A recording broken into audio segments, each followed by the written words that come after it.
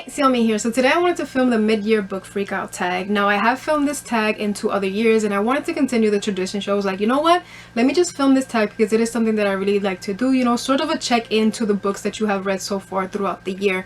I am going to be tagging the creators down below. So without further ado, let's get into these questions. So for question number 1, it says best book you've read so far in 2019, and for that one I'm going to have to give it to a middle grade read, and that one is Marcus Vega Doesn't Speak Spanish by Pablo Cartaya. I loved this story so much that I resonated with it. I loved it. I adored it. It was such a beautiful read, and I read it in one of those 24-hour readathon vlogs that I did.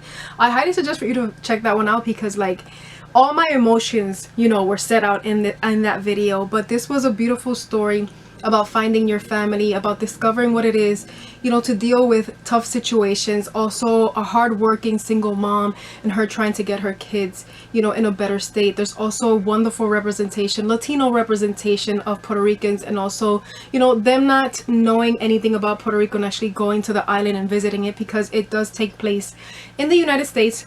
Then they travel to Puerto Rico, and I have to admit that it is true to our culture, which is something that I have to give praise to, because like it had everything there. The chinchorros that we like to go to, basically, you know, us telling our life story to a perfect stranger was there, and also the Spanish being woven into the story was very well done. I love this story. I love the characters, and also it dealt with really serious topics like, you know, the issue of bullying and how is it that we visualize it and who actually is the bully behind, you know, the things that happen, and you know how adults also visualize who really is the bully. And also the characters were amazing. I also love that there was representation of a Down syndrome brother, which is something that I have never seen in story. I always see autism. I've never actually seen Down syndrome represented in stories, and this is something that I can resonate with because I have a little brother that has Down syndrome. And this was just wonderful. It was lovely. Like, it was fast paced because it was a fast story, and it was just something that I connected with. I loved, I enjoyed, and I want more people to read it because I want to create a buzz about this book. Like, I feel like it is really underrated, and I don't know why, because it is a very great middle grade read. So I highly suggest for a lot of people to pick it up. For question number 2 is best sequel you've read so far, and that one I'm going to have to give it to Blood Witch by Susan Dennard. This book, it hit me right in the feels. Like, I loved it. I adored everything about it. 5 out of 5 stars. This takes place after Wind Witch, roughly around 2 weeks after Wind Witch. It's just the character arc from Adwin, who's the Blood Witch, is magnifique, beautiful. I love the adventure that they're thrusted in. How is it that they're trying to get to one another? Because a lot of things have gone down. I'm not gonna say too much because obviously this is the 3rd installment, basically 4th installment if we count the novella, because you must read the novella in order to understand this book. And I know you're not supposed to read a novella in order to understand the book, but it's highly recommended because a lot of things from the novella are interwoven into this book. And like, oh my god, like, I also have to admit that I loved Vivia a lot more in this one. I started liking her a lot more in Wind Witch. In this one I was just like, whoa. There were a few things because I thought that, you know, I don't know, but I thought that, you know, there were a few things from her that like kind of changed, you know. But overall, love the story, love the characters, and I just love the world building in this book. Like, you know, how we have these witches but yet they have different attributes. Like, we have Wind Witch, we have a Truth Witch, we have a Weaver Witch, we have so many different Fire Witches. You know, there are so many things. Like, you can tell, you know, how it's heavily influenced in, you know, Avatar: The Last Airbender, with obviously it being its own thing. I just loved everything about it. The writing is incredible, and I fangirled a lot in this book. Like, I have a lot of orange tabs. That's me fangirling. So this is my all-time favorite series, especially because of Adwin and Isolde. I love them to death. You know, they're just such amazing characters. For question number 3 says, a new release you haven't read yet but want to. For this one I have 2. One that I don't own and one that I physically own. For the one that I don't own, that one is Ship of Smoke and Steel by Django Wexler. It has been dubbed for fans of Leigh Bardugo and also The Legend of Korra, 2 things that I really do love. So I really can't wait to get to that one. I have downloaded the audiobook. Hopefully I'll read it next month. and then I'll see if I actually enjoy it. But it does have an interesting premise. So yeah, I'm really intrigued by that one. The other one that I do physically own, and I haven't been able to get to it, is Circle of Smoke and Shadows by Evelyn Sky.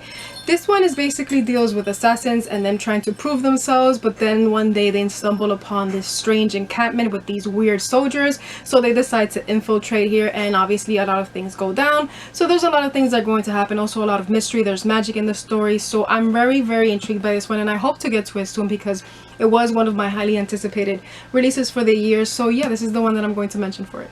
Question 4 says most anticipated release for the second half of the year. For that one, it was Chain of Gold by Cassandra Clare, because you know I love the Victorian-esque era, and also is told from some characters from the Infernal Devices, which you know that's my all-time favorite trilogy. So you know I was anticipating that one, but it was pushed to March, so obviously it's not going to be that one. But I'm going to give it to the second one that I was really anticipating, and that is The Girl the Sea Gave Back by Adrienne Young. This is the author Sky in the Deep, and I do know that it is a sequel to Sky in the Deep, but just told through different characters. So I really can't wait to get that one because I really did enjoy Sky in the Deep. It is a Viking inspired story. I'm pretty sure that the other one is Viking inspired, so I really can't wait to get to that one. Okay, you guys, so I noticed that question number 5, which is biggest disappointment, was all over the place. I was also struggling that day with the heat because it was really hot, and like I don't know what was coming out of my mouth, and also like I stopped in the middle of the second book and just never decided to continue my thoughts. So let me just redo question 5 because like it's a hot mess. It's a hot mess. And question number 5 was biggest disappointments. I have 2 books for that one. The first one that I had mentioned was The Gilded Wolves by Roshani Chokshi. I just had so much high expectations for this book that it just did not deliver what I was expecting it to deliver, you know. I gave it, I think it was 3.5 out of 5 stars if I'm not mistaken, but I just had such high hopes for this book, and I think that it still has potential. Like this book can build up to something probably in the second book. But for The Gilded Wolves, I just didn't feel the need that the main characters were in any life-threatening moments or situations, and it isn't until somebody is kidnapped that like things start to get a little bit more intense. But I thought that the first act was really good. Like for me per se, I really did like the introduction of the characters, and also I was liking the world building aspects that were being woven into the story, because this basically read like it was set in the past, like Victorian-esque kind of London, and to me it really didn't feel that way. For me, the Affinity made it look so futuristic. So if you could have said that, damn, this was like an alternate universe set in the future, and the Affinity made it look so futuristic, but it had a Victorian era-esque to it, then hell yeah, you could have sold it as that. But I just didn't quite feel it, you know. I thought that the second and third act for me were its weakest points, just because I thought that the characters basically blended into one another, and I had to go back to the chapter headings to see who was actually speaking. And also like I didn't get a few characters, like I was losing hope for them.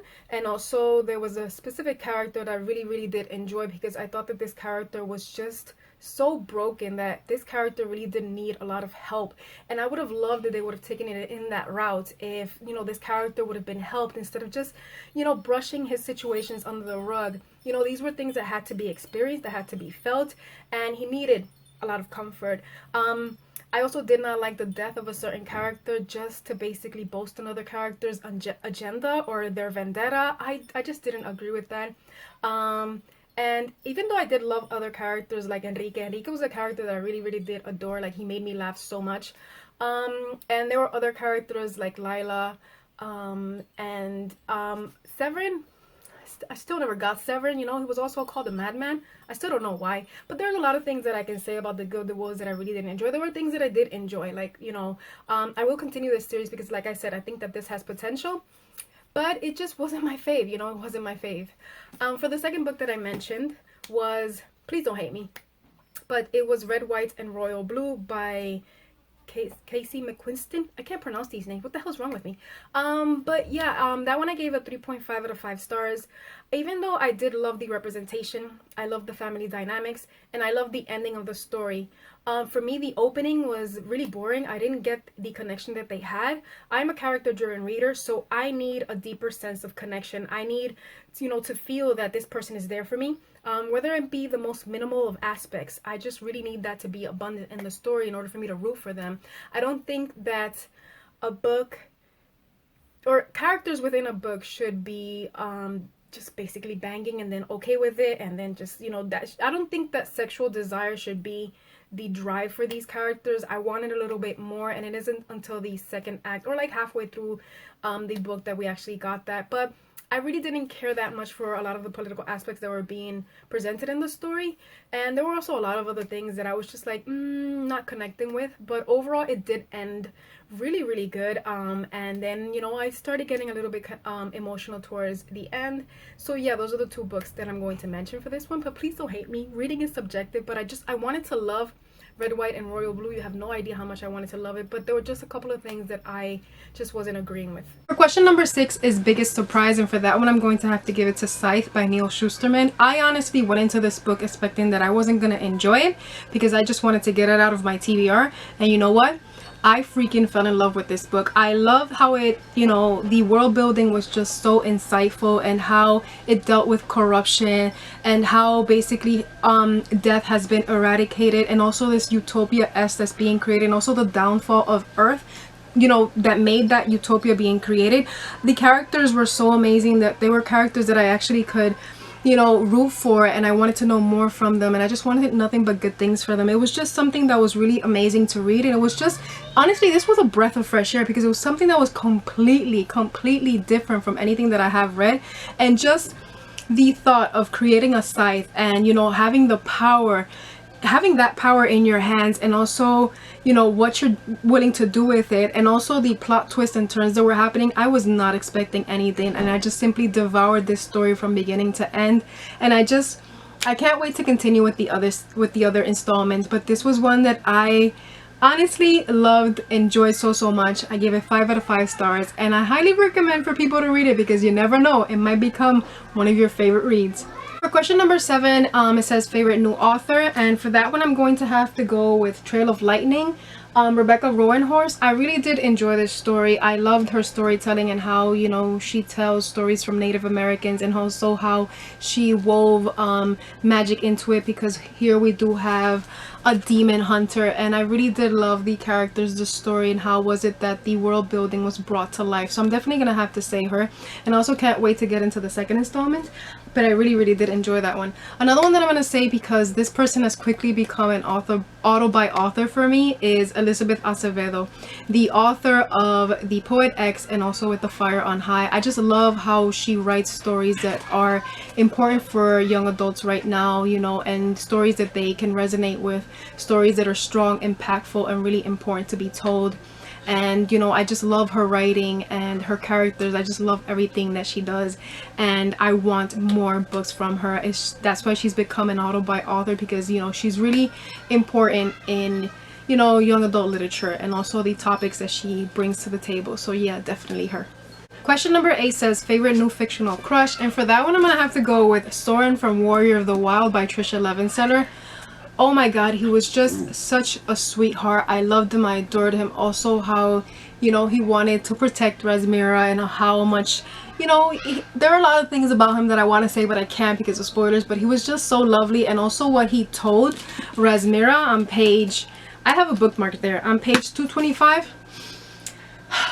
That was just beautiful. I adore him, I love him, so definitely gonna have to go with him, because he melted my heart. And even when he said that to Resmira, I was just like, yes boy, you are my favorite one. For question number 9 says newest favorite character, and I have 2 that I'm going to mention, and they are from Lady Midnight, and it's Mark Blackthorne and Jules Blackthorne. Just because everything that they've given up, everything that they've sacrificed was just, it was so heartfelt. Like, those 2 specifically are my favorite characters in this series so far. I've only read Lady Midnight. I have yet to start Lord of Shadows, but oh my god, everything about them just spoke volumes to me, and I wanted to protect both of them.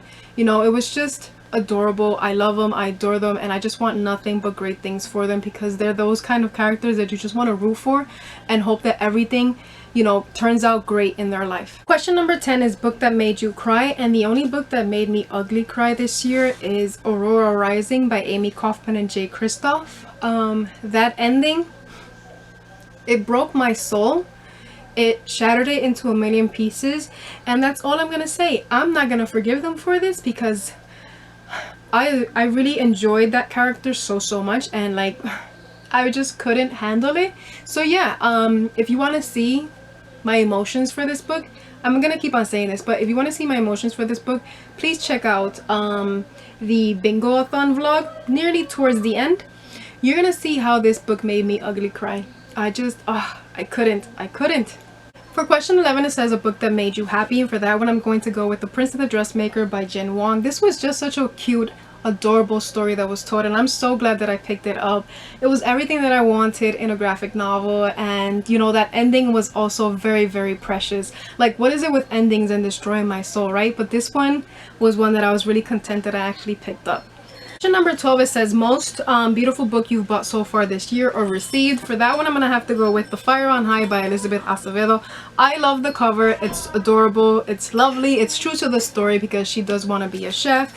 I also love the story in the inside because it deals with really interesting topics about a teen mom and her, you know, having to deal with a lot of situations. And also the outside is just such an adorable, lovely book that this is the one that I'm gonna say because it was just gorgeous and I just can't get enough of it. Like, I'm glad that I picked this book up because, like I said, everything both on the outside and on the inside were just freaking amazing.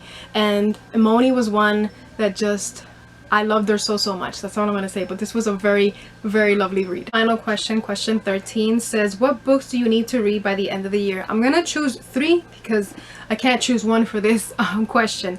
The first one that I'm gonna mention is 5 Midnights by Anne Davila Cardinal. I know that this is a mystery YA. It's set in Puerto Rico, and I also read in a review that it says that it's true to the setting, so I really want to read it to know how truthful it is to the setting, because a lot of books that are in Puerto Rico have a misconception of how our island is. So I really want to read that one. And I also know that a friend of mine from Bookstagram really did enjoy it, which is through her that I found out about this book. And I also know that it deals with cultural folklore. I think it's El Cuco, and I do remember about El Cuco. You know, our parents would basically tell us, mira, te viene el cuco si no te pones a dormir. So yeah, that's something that I'm really intrigued by. So I can't wait to pick that one up. The next one is Nocturna by Maya Montalle. I do know, and I'm gonna read, this is basically, I think, a synopsis that I got from Goodreads, so I'm gonna read it to you. It says, set in a Latinx inspired world, a face-changing thief and a risk-taking prince must team up to defeat a powerful evil they accidentally unleashed. And also a lot of book subscription boxes included this book within their boxes, so that either tells you that it's a really interesting book, a really good book. So I really need to pick that one up, and I do love the cover for that one. And the third one that I'm going to mention is All of Us with Wings by Michelle Ruiz Neo. It says that it is a YA debut about love, found family, and healing, and an ode of post-punk San Francisco through the eyes of Mexican-American girl. I read in a synopsis that it includes a bisexual main character, so I don't know how truthful that is because obviously I haven't read it. But yeah, those are the 3 books that I really want to get to by the end of this year. And basically that's it for my mid-year book freakout tag. I want to say thank you for watching. I hope that you have a wonderful day and or night, and I'll see you in my next video. Peace.